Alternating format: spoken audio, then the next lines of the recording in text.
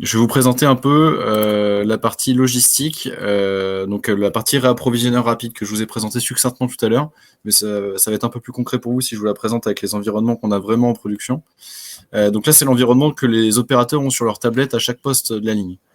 Donc en fait, ce qu'ils font, c'est qu'ils ont bien un bouton d'appel à l'aide ici, donc ils appuient dessus. Donc là, on a le poste qui va clignoter et qui va clignoter aussi sur la représentation de la ligne ici. Donc là, c'est le 1700 que vous voyez clignoter.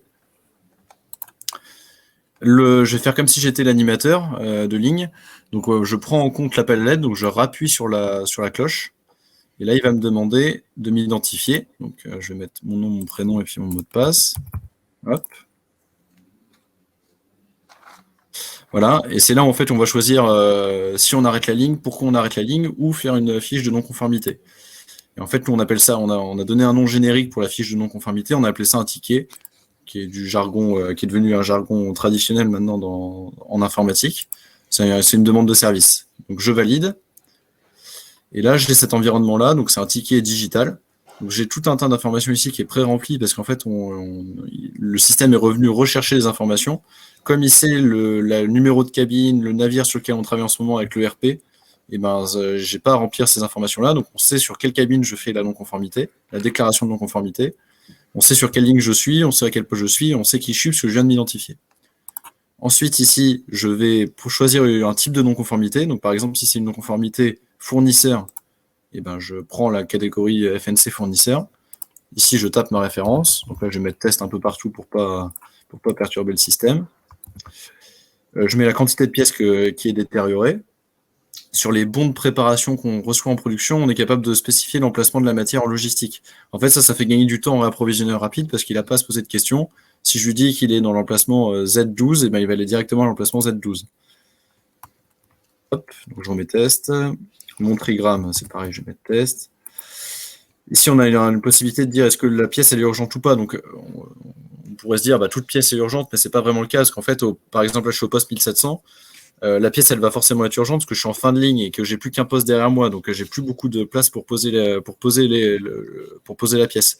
Par contre, si je suis en début de ligne et que c'est pas un équipement critique, j'aurai pas une grosse urgence de réapprovisionnement et ça va permettre au réapprovisionneur d'organiser sa tournée. Donc, je mets basse. Et ici, on peut mettre un petit défaut, le type de défaut qu'on a rencontré. Donc, par exemple, c'est un défaut esthétique, et hop, je mets un défaut esthétique, et puis voilà. Le commentaire ici, ça permet de compléter la codification. Donc là, je vais juste mettre test, et hop, on valide.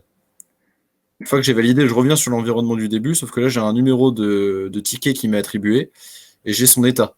Donc en fait, à partir du moment où le réapprovisionneur rapide va prendre en compte la demande, ici, on va basculer en pris en compte, et ça permet de communiquer vers la production, de dire, ok, ta demande, elle a bien été prise en compte, et la matière va être livrée d'ici peu.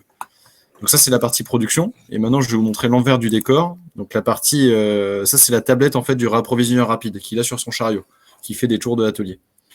Ici, en fait, donc il y a plusieurs groupes, mais là, je vais me mettre dans celui-là. Donc aujourd'hui, par exemple, il a clôturé toutes les non-conformités qu'il avait. Donc tant mieux, sauf la mienne, puisque moi, je l'ai faite. Là, l'atelier ne travaille pas en ce moment. Donc là, c'est bien la mienne qu'on voit. Et en fait, ici, ça lui permet d'organiser sa tournée avec les petits filtres que vous voyez là-haut. Donc, par exemple, s'il ne veut servir que la ligne LGV, il va filtrer que sur la LGV. S'il veut trier en fonction de l'urgence et prendre d'abord les urgences hautes, il va prendre d'abord les urgences hautes, etc. Ensuite, s'il a besoin de plus d'informations, il clique sur le ticket. Donc, il a exactement le même environnement que ce qui a été saisi en production. Et dès qu'il a ouvert le ticket, il a la possibilité de le prendre en compte. Et à partir du moment où il l'a pris en compte, ici, j'ai changé d'état et je suis bien pris en compte sur l'environnement de la tablette de production. Une fois que la demande elle est clôturée et que la nouvelle pièce a été livrée, on passe en livrée. Et quand on a clôturé la demande, on clôture. Hop, je clôture. Et là, le ticket disparaît ici et disparaît également ici.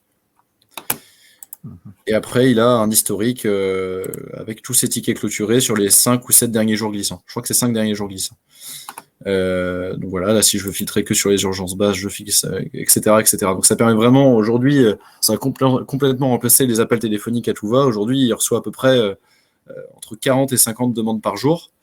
Donc c'est un gros flux d'informations, mais il est rendu beaucoup plus simple grâce à ce système-là.